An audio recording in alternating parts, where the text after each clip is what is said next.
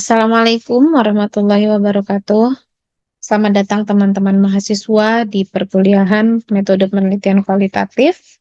Pada pertemuan ke-10 kita akan membahas mengenai analisis data kualitatif part 2, di mana kita akan membahas mengenai model yang disebutkan atau yang dicetuskan oleh Bogdan and Biklen. Nah, langsung saja kita akan mencari tahu terlebih dahulu mengenai definisinya menurut Bogdan and Biklen.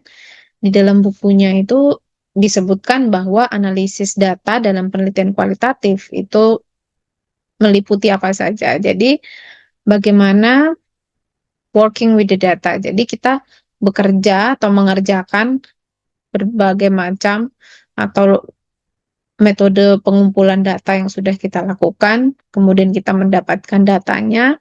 Nah, hasil tersebut bagaimana kita mengorganisasikannya, kemudian kita memecahkannya menjadi beberapa unit yang memang bisa dibuat menjadi terstruktur, kemudian kita membuat codingnya, kemudian mensintesiskannya, dan mencari pola-pola yang mudah untuk dibaca.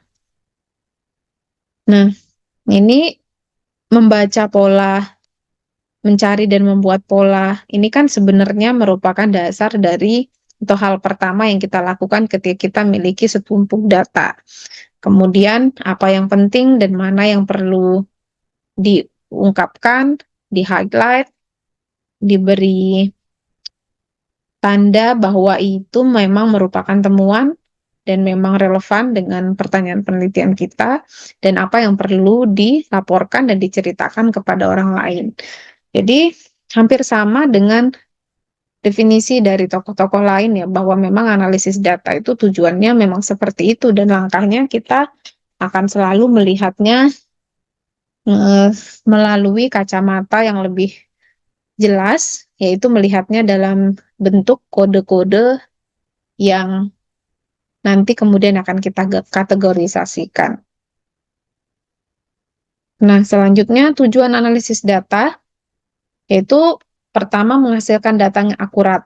Jadi kita sudah melakukan serangkaian proses analisis nih. Kemudian, nah, tujuannya tentu untuk menghasilkan data yang memang akurat dan kredibel. Nah, selanjutnya memastikan bahwa data yang memang kita dapatkan itu sesuai dengan realitas di lapangan. Jadi berdasarkan fakta, kita memiliki data mentah nih. Untuk data mentah tersebut kita kelola, kita organisasikan, dan kemudian kita beri highlight, beri kode. Nah, di situ kan artinya ada prosedur ilmiah yang sudah kita lakukan. Nah, mengolah data dengan fokus yang jelas sesuai dengan masing-masing kategori.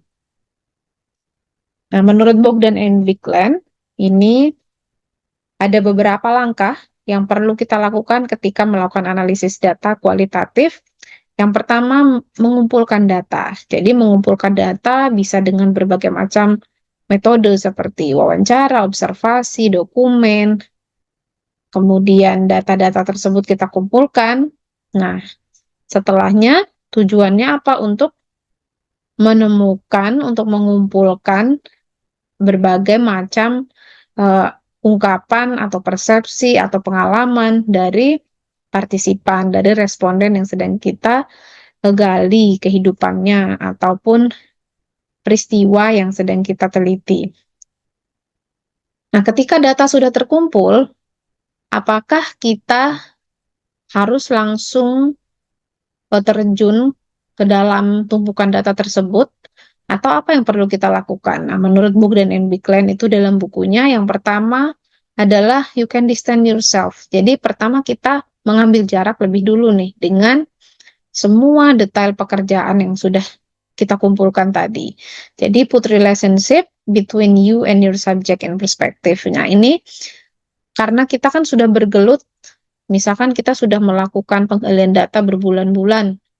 Nah, kemudian ketika kita akan melakukan analisis data, maka kita bisa jadi terpengaruh loh dengan perspektif atau bagaimana subjek memiliki interpretasi tersendiri terhadap ceritanya. Nah, bisa jadi kita terpengaruh oleh itu, maka kita juga harus menempatkan diri untuk mengambil jarak dengan data yang sudah kita kumpulkan. Nah, ini tujuannya juga bisa untuk get a new enthusiasm, yaitu kita mendapatkan semangat lagi nih. Kita antusias, mungkin kita sudah jenuh dengan proses pengumpulan data dan ketika kita harus membacanya berulang-ulang lagi, maka itu akan membuat kita tambah jenuh, kemudian bisa menjadi distraktor juga ketika kita harus melakukan analisis. Nah, kemudian barulah kita membaca hasil penelitian atau hasil pengumpulan data yang telah kita lakukan. Nah, barulah pada tahapan yang kedua kita akan mengorganisasikan data. Jadi, data yang sudah dikumpulkan tadi kita organizing. Ya, kita membuatnya dalam bentuk yang sistematis. Dalam bentuk yang sistematis ini seperti apa? Nah, apakah data tersebut kita biarkan? Tentu data itu akan kita buat dalam transkrip wawancara yang detail, kemudian yang mudah dibaca, kemudian catatan observasi kita rapikan. Nah, barulah nanti kita akan melihat nih, kita sudah memiliki file dan folder yang berbeda-beda. Dan misalkan dalam responden A. Dalam responden A ini kita signifikan others-nya atau teman-temannya atau orang yang mengetahui ceritanya itu siapa aja yang sudah kita wawancara. Nah, ini kita bisa membuatnya dalam satu folders misalkan. Nah, ini merapikan hal-hal dan mengorganisasikan data seperti ini adalah langkah yang juga perlu dilakukan. Dalam langkah yang ketiga, kita akan melakukan coding. Jadi, coding ini apa? Coding adalah sebuah aktivitas, suatu aktivitas di mana kita itu dalam melihat data itu secara utuh, kemudian dari data tersebut kita akan melihat patterns atau pola yang menjadi topik utama nih, yang menggambarkan percakapan atau keseluruhan jawaban dari partisipan, dari responden. Nah, barulah kita tulis, entah itu dalam bentuk kata, beberapa kata, atau kalimat, kita tulis topiknya yang menggambarkan dari apa yang diungkapkan dari transkrip wawancara tersebut. Nah, topik dan polanya itu seperti apa. Oke, jadi pengkodean ini bisa juga berupa label sederhana yang menggambarkan isi dari data. Jadi, akan memudahkan kita untuk melakukan tahapan berikutnya, yaitu kategorisasi. Jadi, kita kan sudah melakukan coding, dan kita sudah melihat memberi nama atau membuatnya menjadi sistematis, terstruktur dalam tema-tema yang sudah kita buat sebelumnya. Nah, tema ini kemudian dimasukkan ke dalam kategori dan subkategori. Nah, kategori utama mencerminkan klasifikasi besar dari data yang telah dikodekan. Misalkan kategori utama atau kita sebut sebagai tema besar lah. Tema besarnya itu apa? Nah, misalkan tema besarnya adalah peristiwa, tema besarnya misalkan persepsi ketika mengalami perundungan di sekolah. Nah, kemudian kita buat lagi dalam subkategori. Nah, ini subkategori ini lebih kecil lagi. Nah, semuanya itu kita masukkan ke dalam kelompok yang sesuai dengan kategori masing-masing. Oke, jadi dalam Bogdan and Bicklin itu di bukunya sendiri itu banyak sekali membahas mengenai jenis coding. Jadi coding ini adalah sesuatu yang sangat penting, sangat krusial, langkah yang krusial dalam model Bogdan and Bicklin analisis datanya. Jadi yang pertama dia menyebutkan mengenai coding families atau sebuah bagaimana kita membuat coding. Yang pertama, coding itu berdasarkan setting atau konteks. Jadi kita membuat coding under which the most general information. Misalkan kita membuatnya temanya adalah kodenya itu tentang informasi umum dari partisipan. Nah, bisa berupa dari entah itu kita sedang menceritakan tentang misalkan tentang subjek atau kemudian tentang latar belakangnya, sekolahnya seperti apa. Nah, ini kan kode-kode yang bersifat umum, yang bersifat general. Nah, biasanya one code is sufficient to cover this material. Jadi satu kode, satu coding dalam ketika kita menggali misalkan tentang kehidupan.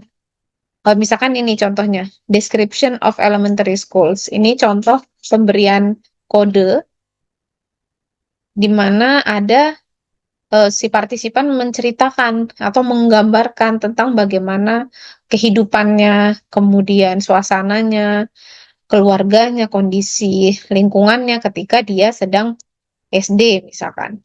Nah, ini kita coding cukup seperti ini saja dan ini mungkin tidak akan menjadi pembahasan yang panjang ya ketika kita menggali mengenai setting atau konteks code. Nah, yang kedua adalah kita membuat coding tentang ketika subjek itu menceritakan mengenai perspektifnya. Jadi mengindikasikan tentang orientasi toward particular aspect of a setting. Jadi contohnya nih, misalkan subjek memiliki pengalaman yang sangat spesifik. Nah, kemudian kita ketika memberi coding mengenai hal tersebut, kita mengkodenya sebagai apa? Maka kita bisa membuat kode seperti pengalaman ketika bla bla bla gitu misalkan. Nah, ini adalah coding yang kedua, coding jenis kedua yaitu peristiwa yang sesuai dengan perspektif dan interpretasi subjek. Oke, jadi coding yang ketiga itu adalah bagaimana subjek itu mempersepsi mengenai orang di sekitarnya atau objek yang ada di sekitarnya. Nah, di sini tentu mungkin ini akan kita temukan ya dalam proses wawancara, misalkan the subject's understanding of outsiders. Jadi bagaimana ia mempersepsi orang lain, mempersepsi orang di sekitarnya. Nah, ini contohnya kita memberi kode dengan teacher's eyes. Show children as being either immature or ready for school. Jadi ketika kita sedang menggali peristiwa dari sudut pandang subjek, misalkan dalam kacamata seorang guru lah, dia sedang melihat, oh siswaku ini sudah dewasa, sudah siap untuk sekolah, atau justru dia belum siap untuk sekolah karena peristiwa ini, peristiwa A, B, C, dan seterusnya. Jadi peristiwa tersebut masuk ke dalam kategori coding yang jenis ketiga. Jadi bagaimana partisipan memiliki sudut pandang tersendiri terhadap segala sesuatu di sekitarnya. Oke, kemudian yang keempat adalah proses codes. Jadi dalam sebuah wawancara misalkan partisipan bercerita mengenai misalkan proses yang dilalui selama rentang waktu tertentu. Nah, ini disebut sebagai proses codes. Nah, misalkan ketika kita mewawancara dan menemukan jawaban tersebut, kita bisa memberi coding atau membuat kode seperti stage in the career of a teacher atau the school year. Nah, ini kan sebuah proses yang dilalui oleh seseorang. Misalkan ketika memulai karir.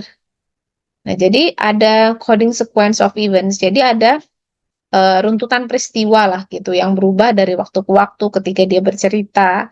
Nah, point time periods, kemudian ada waktu yang jelas, ada tahapannya, kemudian ada kronologisnya. Nah, biasanya ini digunakan ketika kita bertanya kepada partisipan tentang pengalaman hidup atau latar belakang partisipan lah.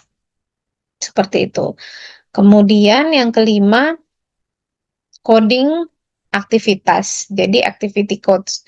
Nah, coding jenis ini itu kita ketika melemparkan pertanyaan kepada partisipan mengenai peristiwa yang dilakukan lah dalam kehidupan sehari-hari. Misalkan Aktivitas ini bisa berupa rutinitas sehari-hari, kemudian ia lakukan secara terus-menerus. Contohnya ketika student smoking, kemudian ketika bercanda atau ketika menonton film. Nah, ini juga bisa digunakan masuk ke dalam kategori activity codes. Jadi kan nanti dalam banyak sekali data yang sudah kita kumpulkan itu kan kita mungkin akan mencari tahu ini di kode apa ya, ini masuk ke pembahasan yang mana ya, kategorisasinya nanti seperti apa ya. Nah, Bogdan and Bigland ini mengajarkan kita, memberikan kita tahapan-tahapan ini dan jenis-jenis coding ini yang bisa kita gunakan untuk membuat pembahasan yang lebih terstruktur. Seperti itu. Yang keenam itu event codes. Jadi kita mengkode atau membuat kode itu pada aktivitas yang spesifik yang dilakukan oleh responden. Misalkan ada peristiwa-peristiwa khusus yang terjadi dalam kehidupannya atau peristiwa-peristiwa yang tidak normal dan tidak dilakukan sehari-hari. Misalkan kita bisa contohnya kita memberi kode teacher strike, yaitu misalkan ketika ada peristiwa dalam kehidupannya di mana dia ikut berdemo gitu misalkan, atau the riot atau ada kerusuhan di sekitarnya. Nah, itu kan hal-hal yang tidak umum ya yang dia lakukan. Nah, ini kita bisa membuat kode seperti itu. Oke, yang ketujuh itu ada strategy codes. Nah, ini merefer atau menunjukkan bagaimana responden atau partisipan itu memiliki taktik, metode, teknik, manuver, atau apapun kita sebut untuk mencapai sebuah tujuan. Jadi kita akan mengenalnya nih. Misalkan bagaimana seorang guru itu menggunakan strategi eh, tertentu untuk mengontrol perilaku siswa di kelasnya. Maka kita akan memberi kode seperti ini, teknik to control class. Nah, jadi begitu seterusnya. Ketika kita bertanya tentang sesuatu dan responden bercerita, merujuk atau memiliki tendensi mengenai strategi atau bagaimana ia melakukan sesuatu, maka ini masuk ke dalam kategori strategy codes. Oke, yang kedelapan, relationship and social structure codes, yaitu mengenai hubungan yang dimiliki oleh responden, yaitu bagaimana ia membangun hubungan, misalkan dengan temannya, kemudian dengan pasangannya, dengan mentornya, dengan orang tuanya, nah seperti apa. Nah, ini masuk ke dalam kategori relationship. Nah, yang kesembilan itu narrative codes. Jadi ini naratif ini ya narasi bagaimana misalkan seorang responden itu bercerita nih mengenai dirinya sendiri dan kita akan menyebut itu sebagai apa ya gitu. Nah, ini dalam Bogdan and Bigland itu bisa disebut sebagai narrative codes. Jadi salah satu contohnya misalkan tentang cerita sukses atau cerita kegagalan dari si responden. Nah, ini kita bisa coding seperti itu. Oke, jadi itu ada 9 itu tadi.